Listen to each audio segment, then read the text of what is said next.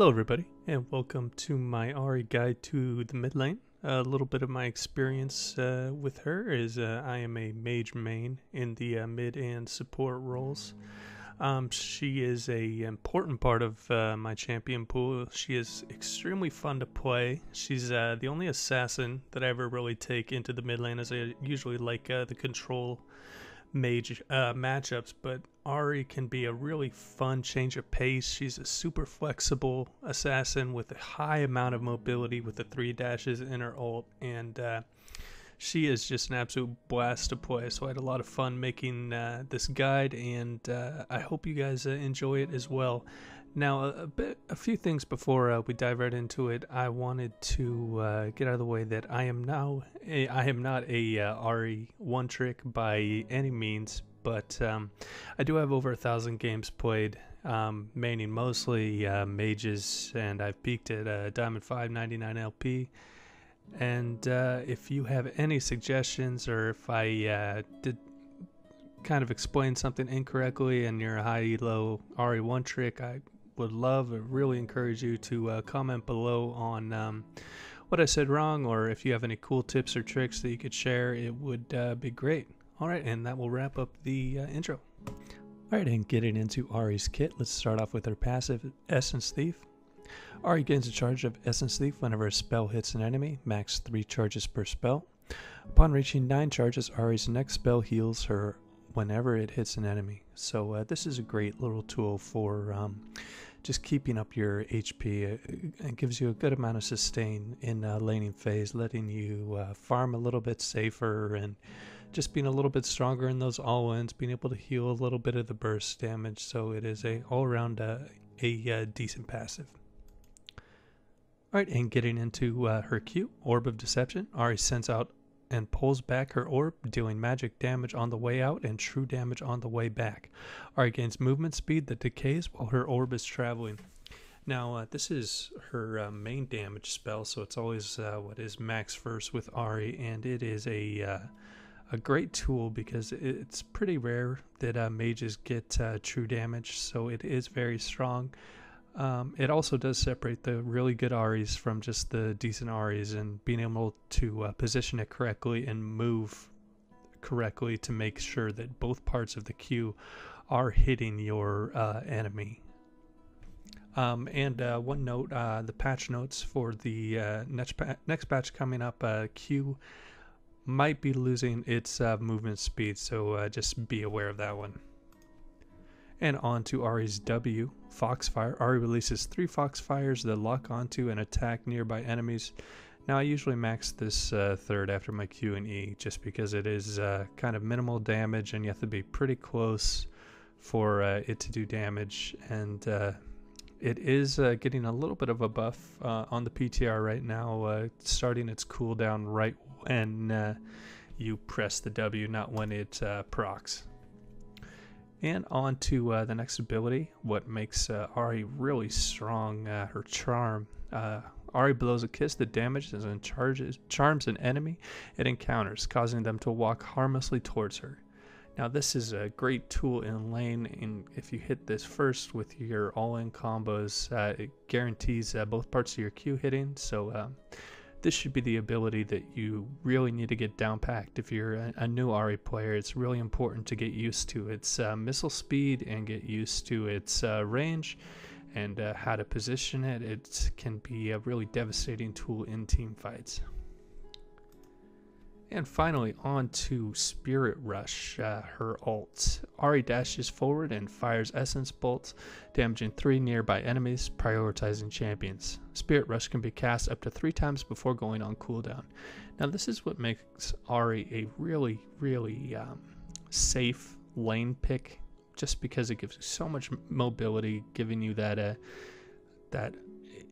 just a really safe, and it can either be used offensive or defensive, so it's very flexible, and it's just a very fun ability with a very high skill cap. So a really good Ahri player is just going to show you how amazing this ability can truly be.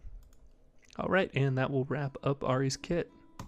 Alright, and jumping right into the runes for Ahri, let's first go over the most meta build, in my opinion, that is I've found the most success on, and it looks like it's the most popular setup on pro builds and OPGG. So we would go into the domination tree with Electrocute as our keystone, Sudden Impact to give you that magic pen when you're ulting, Eyeball Collection to get a little bit more AP, and then Ravenous Hunter to get a little bit more sustain in lane and in team fights.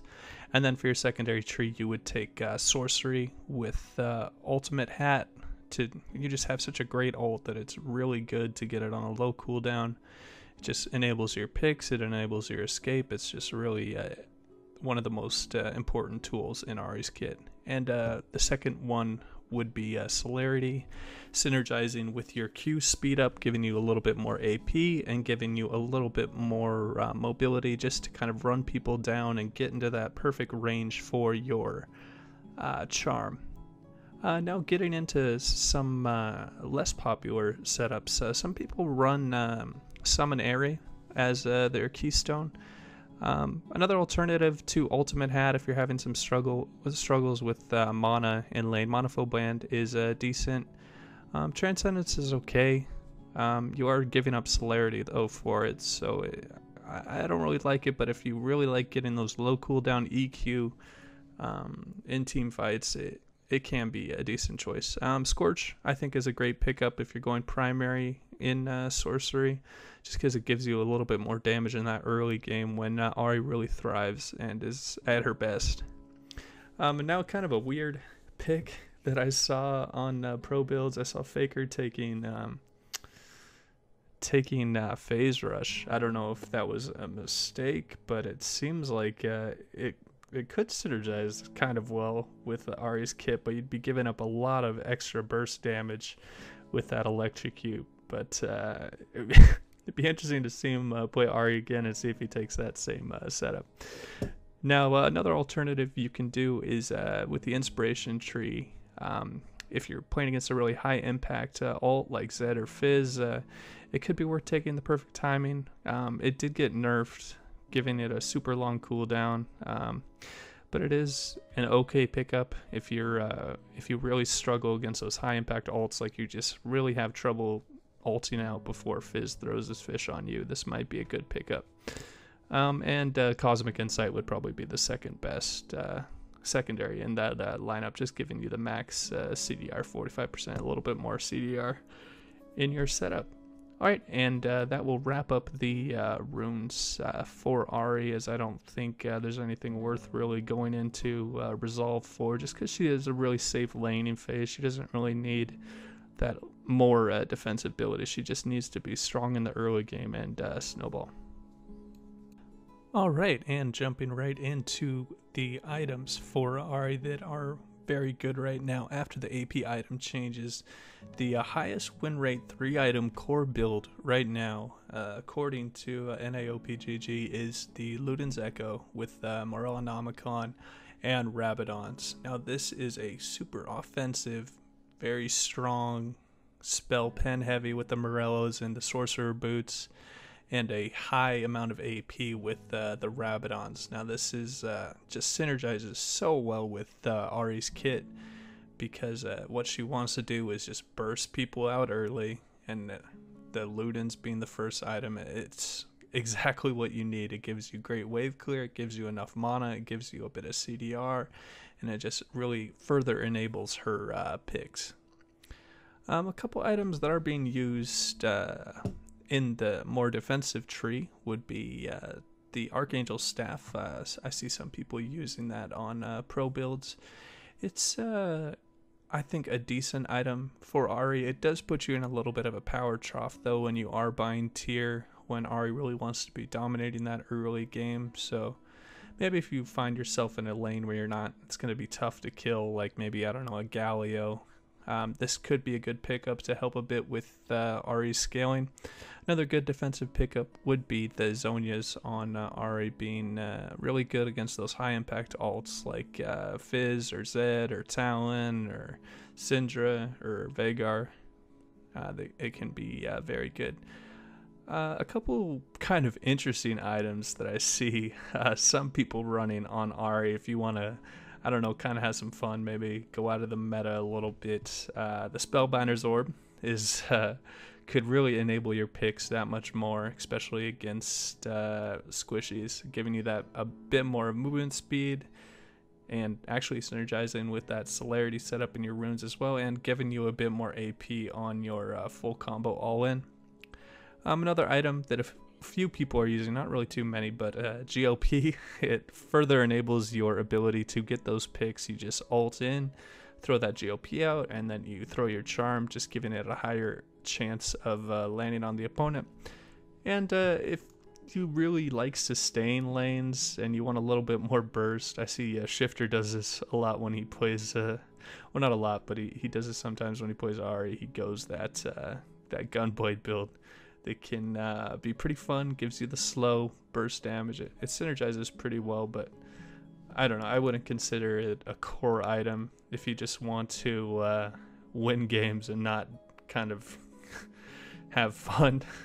I think that the Spicy Row is really just if you want to have fun on RA and you're snowballing. It can be a couple interesting builds you can go on RA, and that's really it for the items. She's such a flexible champion that pretty much any AP item will work on her. It won't be optimal, but she just has such a great kit that it you don't really have to stress too much about what items you're going.